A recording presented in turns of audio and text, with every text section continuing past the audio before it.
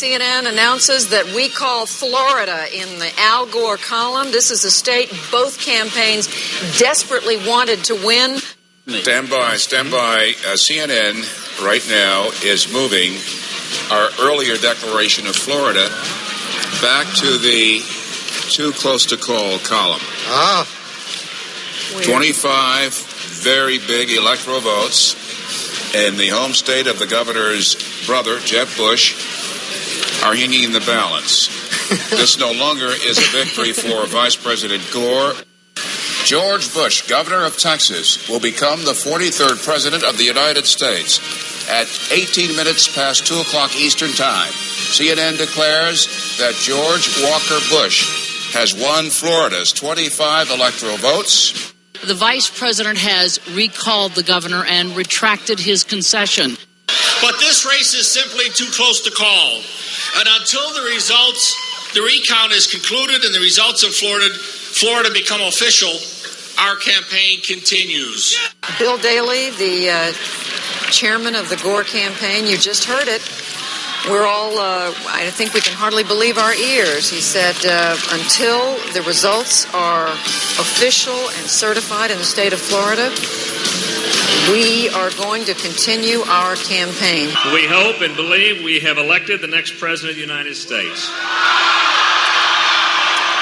They're still counting, and I'm confident when it's all said and done, we will prevail. For every successive hour from this point on, CNN will be your network to find out what is the latest on that presidential race. That's right. In the United States. So stay with CNN because whatever is happening, we are going to be bringing it to you. And folks, in the year 2004, please, could you make up your minds a little more conclusively? Because I think we can't take another election like this one. No.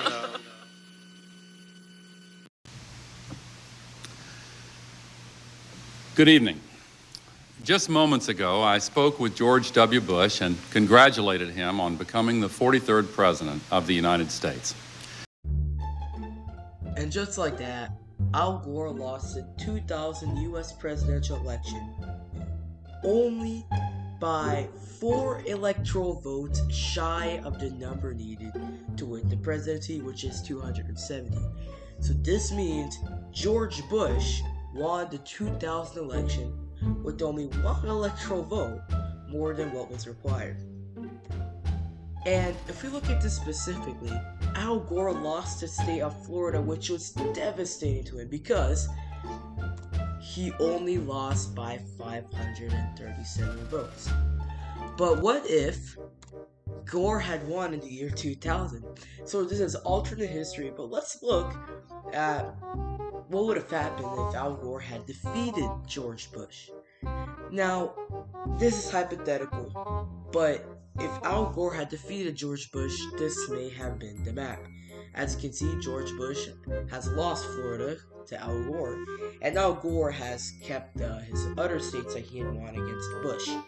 So this leads to 292 electoral votes for Gore and 246 for George Bush. So this would mean Al Gore would have been the president of the United States, so he was a vice president, he would have been the president-elect. Joe Liebermann, who was his vice president nominee, and who was the senator of Connecticut, would have been the vice president, and this guy would have been right. So now, let's take a look at how would Al Gore's presidency would have been in a brief manner. So, starting with the year 2001. Now, we're assuming, first of all, that Republicans do have the House and Senate, which they actually did in the year 2000 in the elections. So let's assume that continues. So, Al Gore, he would put some climate change reform, but due to Congress being Republican, he couldn't do much. And it's also important to know 9/11 would have happened. And, well, it did happen and would have still happened. This was a devastating time in not only the U.S., but also in the world. But in the U.S., the World Trade Center was bombed and quite frankly destroyed by if I'm pronouncing that right, terrorists, and also the Pentagon was also attacked. Again, a devastating time in U.S. history. And Gore would have still carried out the invasion of Afghanistan. However, he would not have done a full-scale invasion of Iraq, but he would have done it through diplomatic action, so not as severe as Bush. I mean, he would do, again, diplomatic action.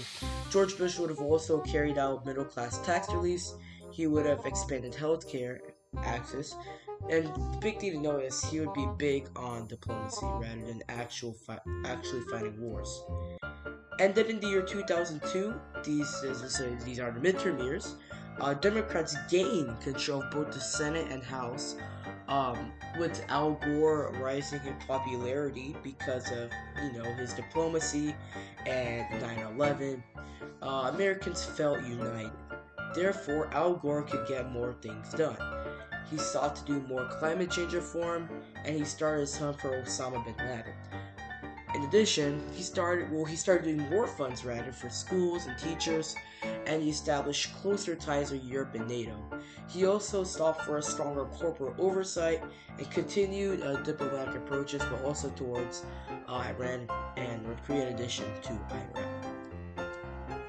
And in the year 2003, he's still on the hunt for Osama bin Laden, and he's also emphasizing more on civil liberties, and he's severely supporting environmental policies. However, it's starting to grow out of favor with the amount that it has been growing to. And also, to make matters even worse, diplomatic actions with Iraq are not entirely successful with some tensions going on.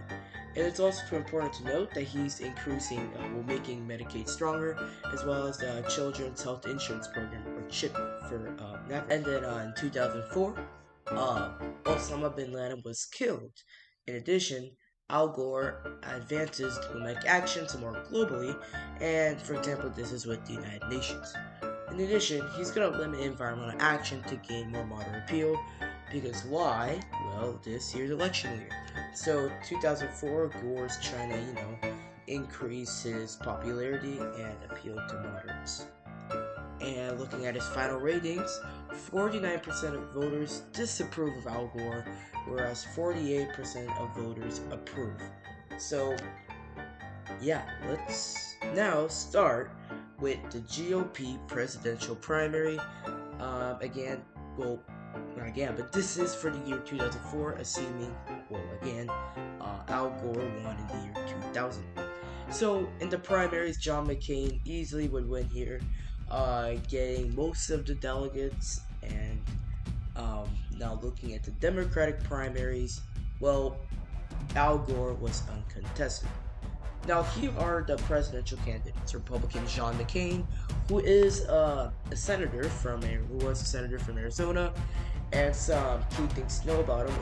He has that war hero appeal. He wants to fight Iraq, and he has a moderate and independent appeal.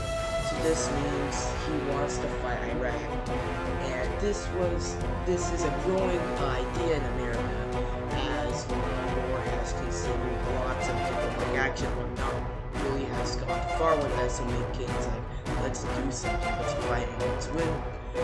Whereas Al Gore wants to keep his current policies and diplomacy wars, and it's important to note that he has very strong liberal appeals.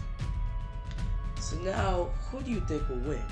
John McCain, who also had a woman vice president, which was bad for Gore in the sense that he may lose the election, as McCain may gain more voters, versus Gore Liebermann, who, if you don't know Liebermann, he's the vice president. So, I want you to think that, and tell me in the comments who you think will win. Let's get to the election.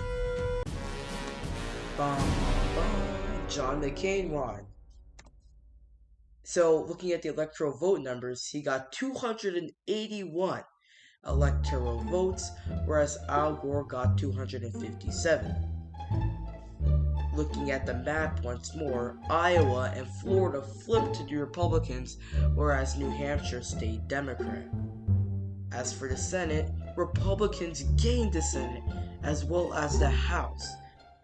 basically, they got a trifecta, having the presidency, Senate, and House. Now looking at the popular vote, John McCain barely got it, having 49.9%, whereas Gore got 49.8%. And voter turnout was higher than what would have originally happened if Bush won, as people had strong opinions over war and other matters. However, let's look at the aftermath of this election. So, due to Al Gore having more liberal appeals, Colorado and Virginia were on the verge of flipping. They were very close, however, McCain won them.